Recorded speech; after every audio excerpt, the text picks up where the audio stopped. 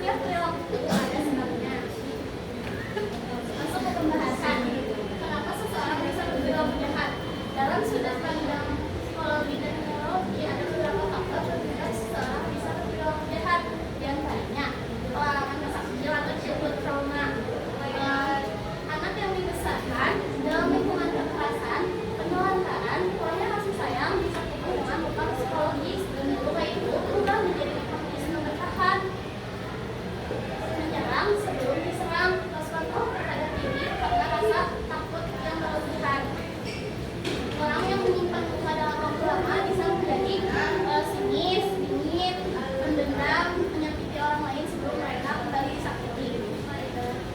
Terus ada juga yang kedua yaitu pola asuh dan lingkungan.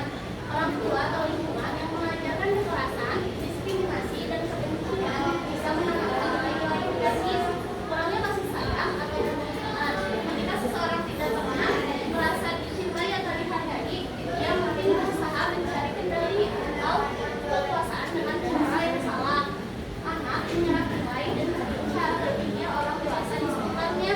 Anak yang tumbuh dalam kebencian akan melihat dirinya sebagai tempat yang layak dibenci.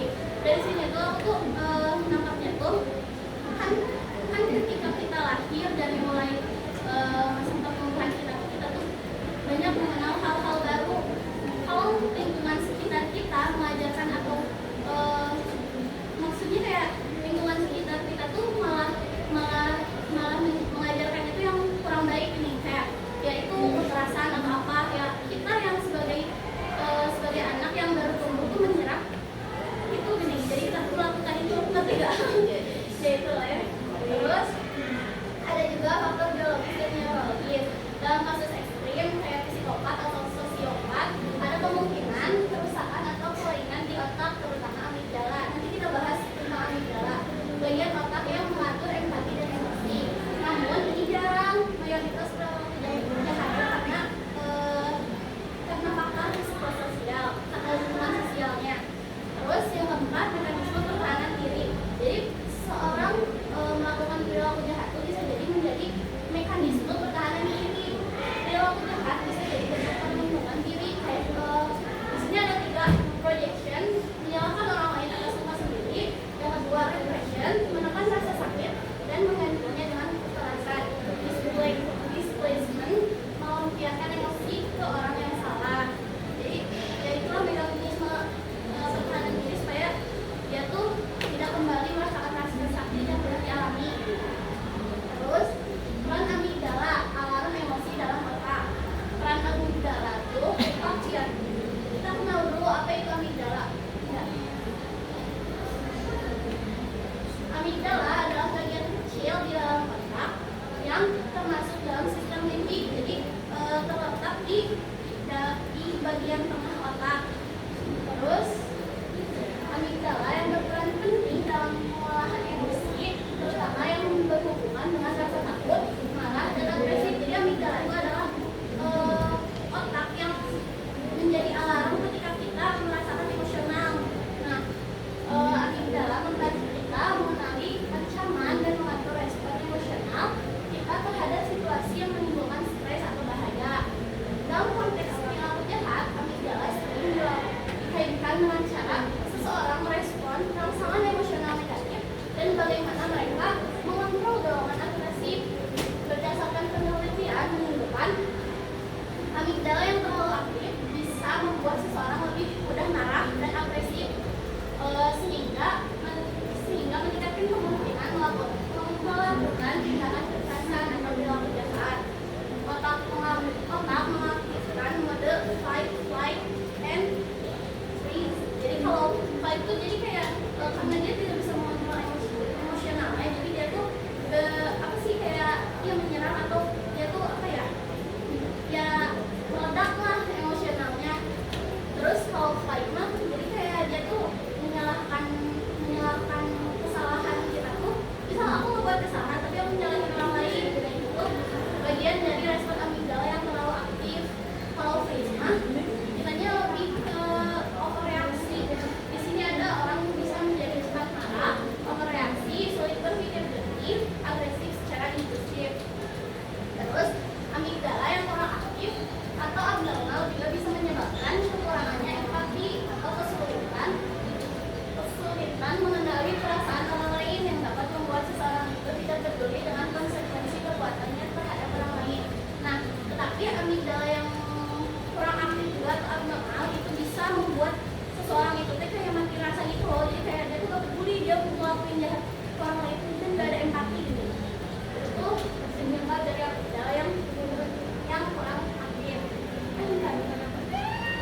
di sini ada amigdala hijack dan perilaku bahaya. Amigdala hijack adalah kondisi saat amigdala mengambil alih prefrontal cortex. Itu teh logika ya, otak logika. Mematikan hubungan. Jika hubungan antara amigdala dan prefrontal cortex tidak seimbang, seseorang bisa sulit mengontrol emosi negatif seperti kemarahan dan dorongan agresif. Ini bisa menyebabkan perilaku impulsif dan jahat. Contoh perilaku saat amigdala hijack itu tiba-tiba membentak atau menyerang orang. Terus yang kedua tuh menyesal setelah melakukan kekerasan. Terus tidak bisa mengontrol emosi, terlihat jahat padahal reaktif. Maksud di sini tuh ketika seseorang merasa terancam, otomatis otak amigdala mengaktifkan mode aktif ini. Dan ketika kita tidak menyeimbangkan rasa tidak bisa menyeimbangkan rasa panik kita atau rasa terancam kita dengan logika, kita bakal lebih agresif terhadap seseorang. Katakan emosi versus otak logika. Kalau amigdala itu reaktif, cepat, otomatis. Jadi itu mah kayak emang spontan gini. Misalkan seseorang tuh kayak ngebentak dia, nah kita tuh merasa sedih. Nah itu teh reaksi spontan dari sedih itu teh kita ngecap di otak bagian sistem limbik ya, amigdala. Terus kalau otak logika, rasional, terkontrol, lambat, analitis. Terus kalau amigdala juga fokus pada ancaman, kalau logika fokus pada solusi. Kalau otak emosi mah memicu reaksi emosional seperti takut, marah, senang. Kalau otak logika menilai konsekuensi, mengendalikan impuls, membuat keputusan secara sadar. Studi kasus nyatanya tuh contohnya, tapi nggak semuanya ya, nggak semua kayak ini. Remaja 20 itu ternyata korban KDRT di rumah. Jadi ternyata seseorang itu mengalami kekerasan di dalam rumahnya sehingga dia tuh meledakkan saat dia tuh memuaskan diri sendiri supaya dia tuh bisa membalas rasa sakit itu ke orang lain. Terus pelaku kejahatan punya riwayat trauma berat dan tidak pernah menerima terapi. Ingat ya, tujuan studi kasus ini itu membuka mata bukan membenarkan perilaku. Terus ini ada beberapa quotes gitu lah.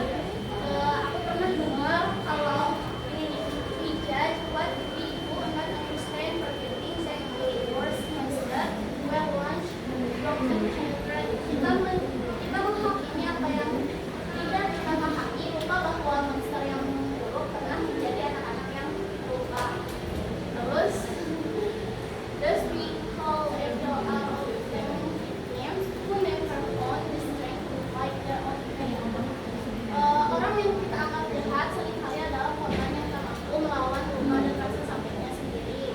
Kata Philip Zimbardo, seorang psikologis. Ingat kembali tujuannya teh bukan untuk membenarkan atau mewajarkan perilaku jahat seseorang, tapi tujuan utamanya itu supaya kita lebih saling memahami dan tidak menghakimi seseorang dengan seenaknya. Terus supaya kita juga lebih berempati dengan seseorang itu teh. Udah. Terima kasih. Ada pertanyaan?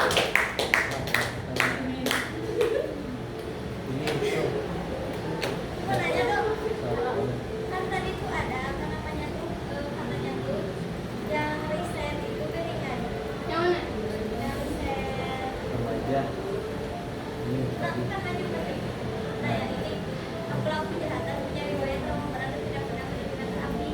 Kan mereka tuh dari trauma berarti kayak sakit kan, tapi trauma kan mereka melakukan kejahatan kan itu kok kepikiran orang lain. Nah itu karena itu meningkat luka yang dipendam ketika jadi misalkan ya kayak ini nih nyambung tuh yang